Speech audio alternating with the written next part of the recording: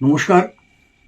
চক্রান্ত জেলের নেতাজি এই ইউটিউব চ্যানেলে আপনাদের স্বাগত। আমি কেশব ভট্টাচার্য, একজন নেতাজি প্রেমিক, নেতাজি নিয়ে পড়াশোনা করি। আপনাদের সামনে আজকে উপস্থিত হয়েছি।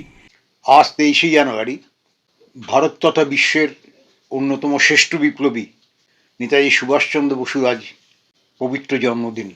তিনি ছিলেন ভারতাত্মার মূর্ত প্রতীক এবং তার দেশপ্রেম আমাদের সবাইকে উজ্জীবিত করে।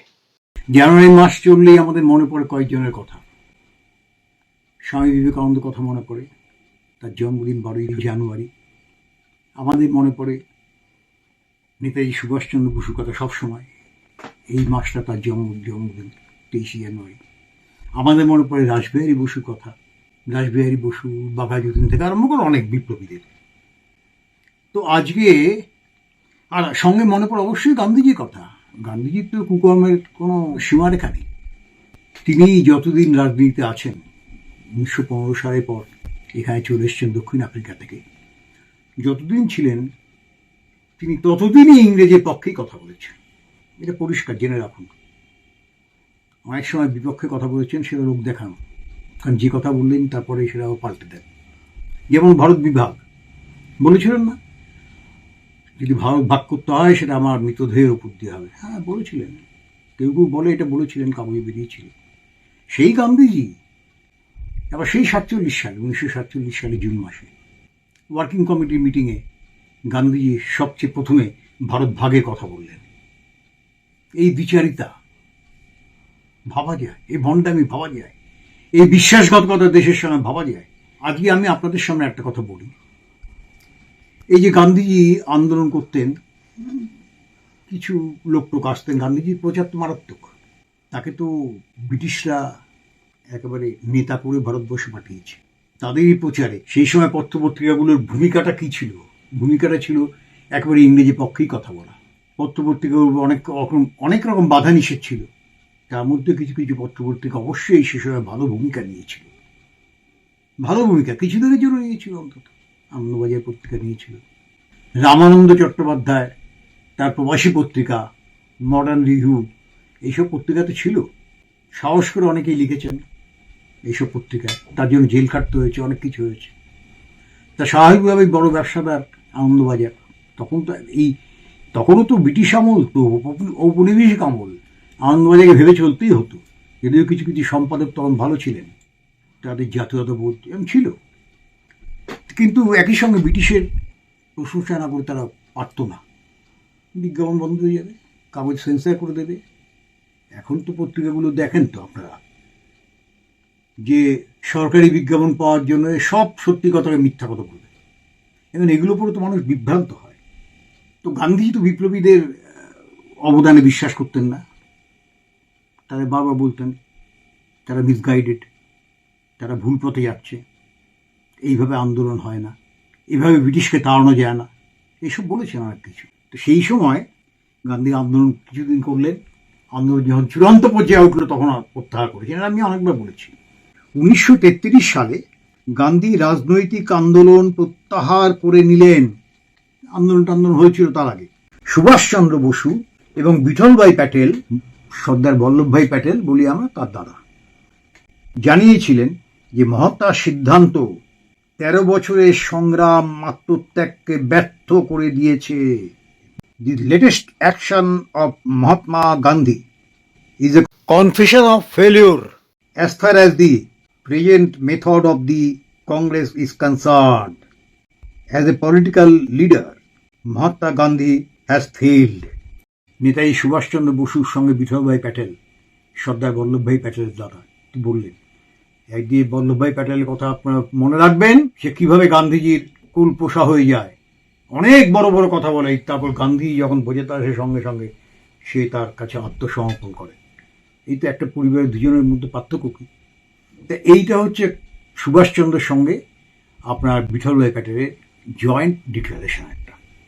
আরেকটা উদাহরণ দিচ্ছি আপনাদের। বুদাপেস্টে লয়েড পত্রিকায় 1934 সালের 9ই মে সুভাষচন্দ্র বসুর একটি সাক্ষাৎকার সংবাদ প্রকাশিত হয়েছিল। অহিংসায় গান্ধীর অনড় বিশ্বাস ইংরেজরা নিজ সত্ত্বে ব্যবহার করেছে। ঘন ঘন অনশন প্রহসনে রূপান্তর করে। এই প্রসঙ্গ বলে রাখি, কারণ গান্ধীজির অনশন তো সবসময় আমরণ অনশনের কথা করতেন না। সকালে ঢুকতেন, তাও জেলখানা কোথায়, এটা আগান প্রসাদ, বিড়লা ভবন, এইসব জায়গায় গান্ধীজি থাকতেন। সকালে ঢুকতেন, আমরণ অনশন করবেন, বিকালে বেরিয়ে যেতেন। আমরণ অনশন তো অনেকেই করেছি, যতীন দাস, বিপ্লবী যতীন দাস 63 দিন অনশন করে তারপর প্রাণ ত্যাগ করলেন। একে বলে অনশন। অনেক বিপ্লবীরা ইংরেজদের চাপ দেওয়ার জন্য অনশন করেছেন। তারা বলেছেন, আমাদের এই দাবি যদি না মানেন তাহলে অনশন প্রত্যাহার করব না। ইংরেজরা বাধ্য হয়ে দাবি মেনেছে, অনেক অত্যাচার করেছে, খাওয়ানোর জন্য খায়নি, বলে না খাবো না, আপনি আগে আমাদের দাবিটা মানুন। দাবিটা মেনেছে, মান বলেছে, পরে মেনেছে, ফলে অনশনটা ছেড়েছে। কিন্তু গান্ধীজিকে অনশন ছিল সকালে গেলে বিকেলে চলে আসবে। বেরিয়ে এসে বলছেন, হ্যাঁ আমাদের ইংরেজরা বলেছে, ইংরেজরা আমাদের দাবি মানবে। একদম মিথ্যা কথা, একদম মিথ্যা কথা। আজকে এই জানুয়ারি মাসে চারদিকে তো তার ছবি, কোর্টে ছবি, তারপরে পার্লামেন্টে ছবি, এখানে ছবি, ওখানে ছবি, যেখানে যাও সেখানে ছবি। কেন ছবি, কি জন্য ছবি? দুটো তো আন্দোলন করেছিল, সত্যাগ্রহ আন্দোলন, অহিংস অসহযোগ আন্দোলন। এই তো, এই করে স্বাধীনতা হয়েছে, হয়নি তো। আনন্দবাজার পত্রিকার তৎকালীন সম্পাদক সত্যেন্দ্রনাথ মজুমদারকে 1933 সালে জেনিভা থেকে সুভাষচন্দ্র একটা চিঠি লিখলেন। মহাত্মা গান্ধীকে অন্ধভাবে আর কতদিন অনুসরণ করবেন? দেশ তো একেবারে ডুবিল বলিয়া মনে হইতেছে, নতুন আন্দোলন জাগাইয়া তুলুন। কার চিঠি এটা? সুভাষচন্দ্র বসুর চিঠি। 33 সালে তার কত বয়স হয়েছিল? 36। জেনিভাতে ছিলেন, কিন্তু তিনি দেশের খবর সব রাখতেন। কিন্তু আজন্ম বিপ্লবী, দেশের খবর সব রাখতেন। যখন দেখলো যে গান্ধীজিকে নিয়ে এত প্রচার হচ্ছে, সেটা ইংরেজের বিরুদ্ধে, তো গান্ধীজির আন্দোলন নয়। জননী জন্মভূমিশ্চ স্বর্গাদপি গরীয়সী, এটা ছিল ভারতবর্ষের বিপ্লবীদের, বিশেষ করে বাংলা, পাঞ্জাব, এইসব জায়গার বিপ্লবীদের একটা প্রধান মন্ত্র। এটাই শক্তি তাদের।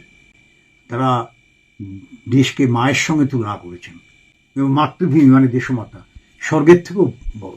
গীতার বাণী, তারা গায়ত্রী মন্ত্র, এগুলো সব পড়তেন।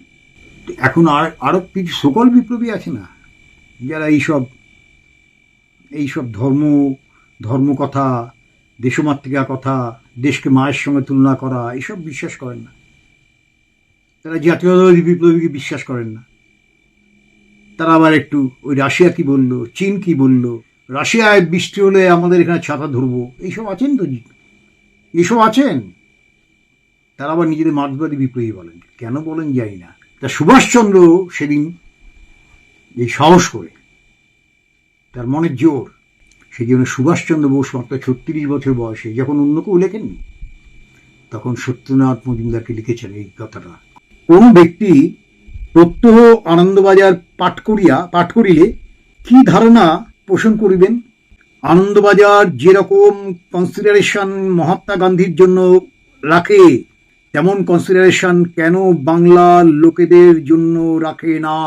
তাহলে আপনাদের বললাম, পত্রপত্রিকাগুলো কিভাবে লোককে মিসলিড করে। লোকে তো জানবে না, ভেতরের কথা জানবে কোত্থেকে? বইটই একটা দুটো বেরোয়, তাও ব্যান ট্যান করা হয়। ইন্ডিয়ান স্টারগুলো তো ব্যান করে দেওয়া হয়েছিল, নেতাজি সুভাষচন্দ্র বসুর লেখা।